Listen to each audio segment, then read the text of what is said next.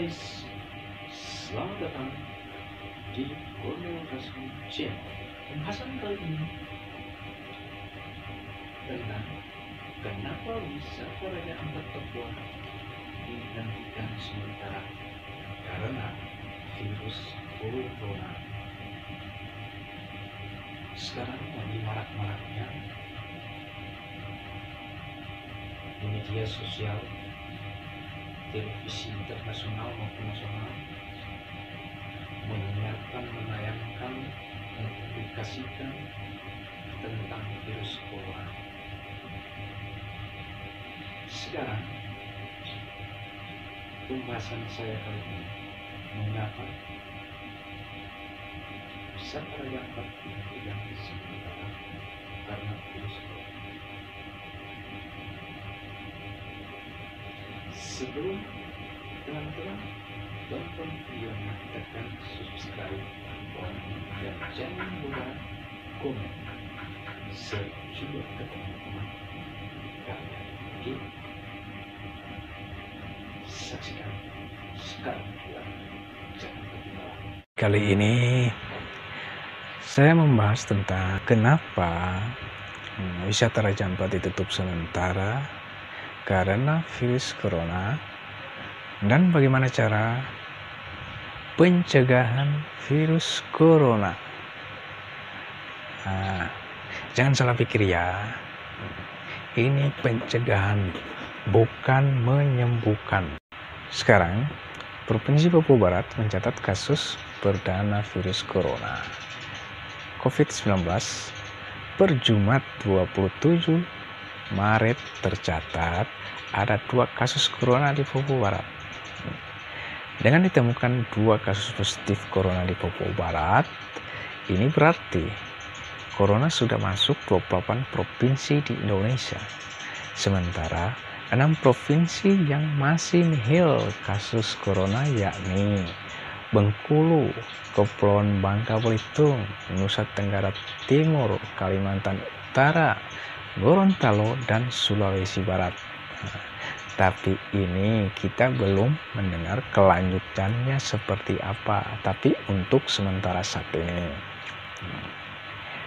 Data ini diketahui dari laporan media harian COVID-19 Jumat 27 Maret yang disebarkan oleh Badan Nasional Penanggulangan Bencana. Ini merupakan kasus pertama di Papua Barat sejak Presiden Joko Widodo mengumumkan kasus pertama corona di Indonesia pada Senin, tanggal 2 Maret 2020. Saat itu Presiden Jokowi mengumumkan 2 warga Depok, Jawa Barat positif terinfeksi COVID-19. Secara nasional, jumlah pasien positif terinfeksi virus corona hingga Jumat 27 Maret mencapai 1046 kasus. Dari jumlah itu, korban meninggal mencapai 87 orang dengan jumlah yang sembuh 46 orang. Jadi itu cuma himbauan dan kita harus berhati-hati dan jaga jarak. Kenapa di Papua Barat dihentikan kegiatan apapun di luar rumah? Karena sudah ada tanda-tanda dan terbukti terjangkit virus corona. Maka dari itu, wisata Raja Ampat diberhentikan untuk sementara waktu. Jadi semuanya sudah pada tahu, karena dengan adanya virus corona semuanya pada di rumah. Oke, sebelum kita melanjutkan cara pencegahan virus corona, jangan lupa subscribe, tekan tombol lonceng, like, share juga ya ke teman-teman kalian.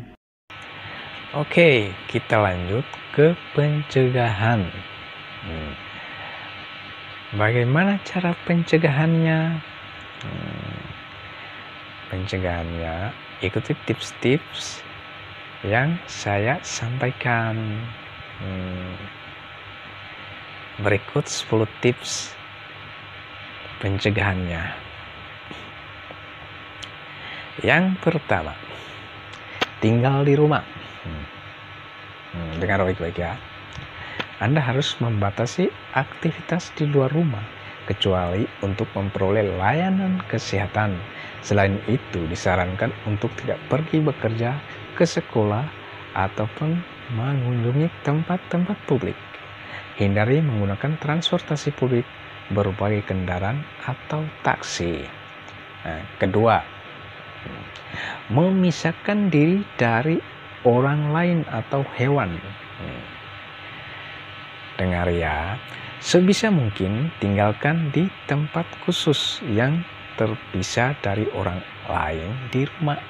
Selain itu, disarankan untuk menggunakan kamar mandi yang berbeda. Kemudian, jangan memegang binatang peliharaan ataupun hewan lain saat sakit.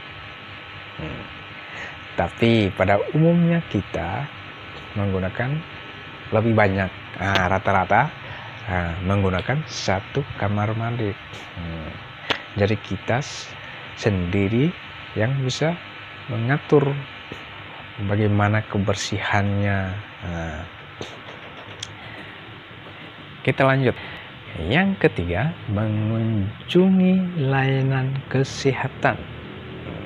Sebelum mengunjungi layanan kesehatan, Anda dapat menghubungi dokter untuk memastikan apakah Anda mungkin mengalami COVID-19 atau tidak.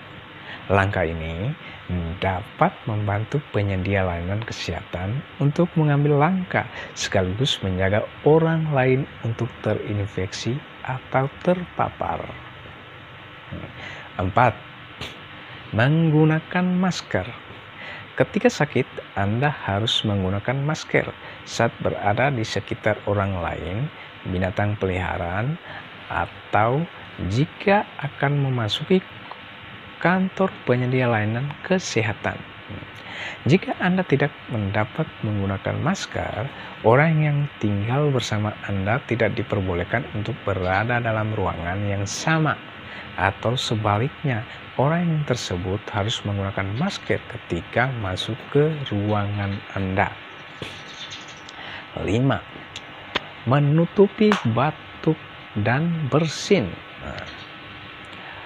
Tutupi mulut dan hidung Anda dengan tisu ketika batuk atau bersin.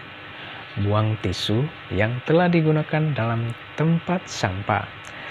Setelah itu, segera mungkin cuci tangan dengan sabun dan air selama setidaknya 20 detik. Selain itu, bisa juga membersihkan tangan dengan pembersih tangan yang mengandung 60% hingga 95% alkohol. Sabun Anda air harus digunakan jika tangan terlihat kotor. 6. Menghindari penggunaan alat-alat pribadi bersama. Maksudnya kayak barang yang sering bergantian kegunaannya digunakan, penggunaannya bergantian. Itu sebenarnya tidak boleh untuk seperti ini, saat-saat begini atau seterusnya. Penggunaan alat-alat pribadi bersama yang harus dihindari misalnya adalah gelas, peralatan makan, dan handuk. Setelah digunakan, peralatan tersebut harus segera dicuci dengan sabun atau air. 7. Sering mencuci tangan. Cuci tangan lebih sering dengan menggunakan sabun dan air setidaknya 20 detik. Jika sabun dan air tidak tersedia, cucilah tangan dengan pembersih tangan yang mengandung setidaknya 60% alkohol. Kita lanjut. Ke-8. Membersihkan permukaan benda yang sering disentuh. Permukaan benda yang sering kali disentuh termasuk meja, gagang pintu, perlengkapan kamar mandi, toilet, telepon, keyboard, tablet, hingga tempat tidur. Selain itu, bersihkan pula semua permukaan yang mungkin tersentuh darah, feses, cairan tubuh. Nah, gunakan semprotan pembersih dan lakukan pembersih sesuai instruksi atau petunjuk yang tertera. Misalnya, prosedur pemakaian sarung tangan hingga ventilasi yang cukup saat penggunaan semprotan pembersih. 9. Memperhatikan gejala yang muncul. Carilah pertolongan medis sebelum penyakit semakin memburuk. Sebelum mencari layanan tersebut, jangan lupa untuk menghubungi terlebih dahulu dan menceritakan apa yang dialami untuk segera dievaluasi. Gunakan masker sebelum menuju layanan kesehatan.